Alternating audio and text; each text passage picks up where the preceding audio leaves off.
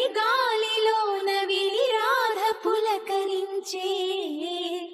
ముగ్ధ మోహనుని మదన సుందరుని తరుణి కాంచనించే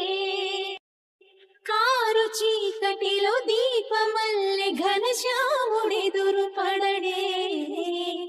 అతడి సర్వమనురాధ హృదయమును అసలు తెలుసుకొనడే పెదవి ఉనికి నిందుకనో వయసు ఉనికి దేనికనో కాలమాగి నిందుకనో అడుగు పడదు దేనికనో నీ పిల్లన గ్రోవి సవ్వడి వెనక సిలైపోదా తండ్రి రాధా కృష్ణ రావా రావా కోరింది నీ రాగా మెచింది నువ్వు